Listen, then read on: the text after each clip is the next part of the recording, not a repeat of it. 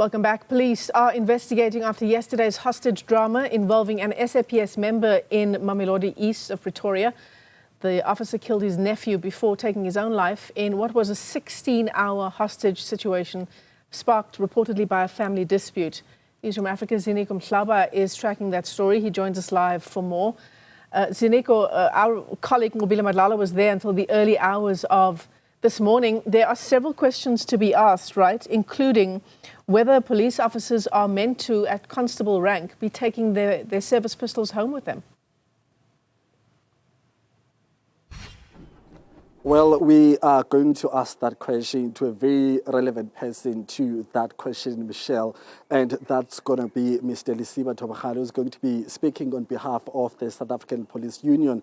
You know, this is the voice of the police officers across this country, and they've been, in talks with government over those matters for some time now. And I'm going to be just bringing him in immediately. Mr. Tobakalo, we know that the policing community is still in shock, still trying to make sense of what actually happened. We don't know the final details yet, but the facts that are out there is that your member potentially, took his life in a hostage situation, and we understand that the matter might be, relating to domestic dispute, but the issues of the well-being of the officers on the ground, especially at that rank of constable. What's your immediate reaction to that incident first as the union? Thank you for having us, and greetings to your viewers. I mean, from the perspective of SAPS, it is a very worrisome and a very concerning state of affairs. I mean, we've been on record for the longest time on issues that has to do with mental health of law enforcement officers and police officers at large. I mean, it is important for us as a union to make a call to members to say they must not suffer alone. They must not die alone. If they are overwhelmed, they must approach commanders, and also make a call to the commanders, the immediate commanders, the ones who are spending more time with the members, to be empathic towards them. Treat them as one of your own. Put yourself in their shoes, because they are faced with very difficult crime scenes, very difficult situations out there. And further to that, when we look at issues that is to deal with mental health, I mean, we have seen posts being advertised in SAPS, but for the longest time, we didn't see any posts that touches employee and health and wellness component in terms of social workers, in terms of psychologists and psychiatrists. That remains to be concerning. So we are raising that concern to the National Commissioner. But further to that, we are making a call as SAPU that the President of the country must declare the issue of police suicides as a disaster. And we are saying that when we look at the sketch, when we look at how difficult it is, the issue of mental health when it comes to the issues of the members who are working within South African police services. And that on its own, it will be able to channel even more funds so that SAPS can be able to employ even the relevant people.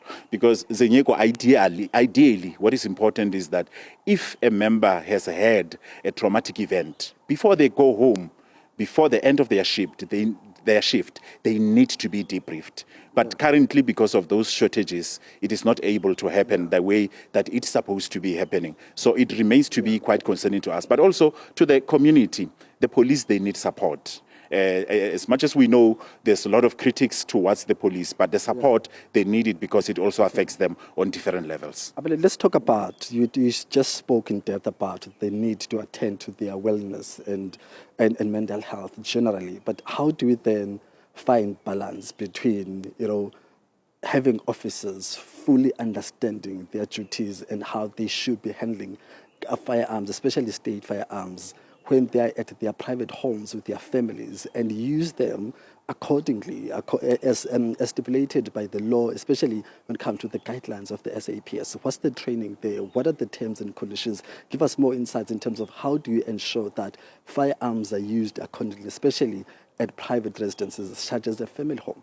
Yeah, remember, Ziniko, one becomes a policeman. Once you sign that oath, you are then declared to say you are a police officer. You remain to be a police officer until your last breath, or until you resign or you retire. So you don't take a break from being a police officer. So it goes to answer the question to say the issue of firearms, meaning that if one is a functional member, they have to carry those firearms with them. I mean, we look at the high rate of police killings and attack that we see in this country, then it clearly necessitates that police officers must carry their firearms even when they go home, so that they are able to place themselves on duty if there is something that is happening anywhere, wherever they are, because they remain to be police officers. But in terms of how they should use firearms, I mean, the training, the level of training, it has been done, it continues to be done. It doesn't just end at the college. They continue to be trained and to be retrained as well through the annual shootings that they have to do, which they keep on practicing, they keep on reminding themselves on how to really use firearms. But where we see firearms being used for things that are not intended to, that is where now the issue of mental health, mental wellness comes in. That is why we are saying that we need to deal with issues of capacitating employee health and wellness in SAPS so members can get help.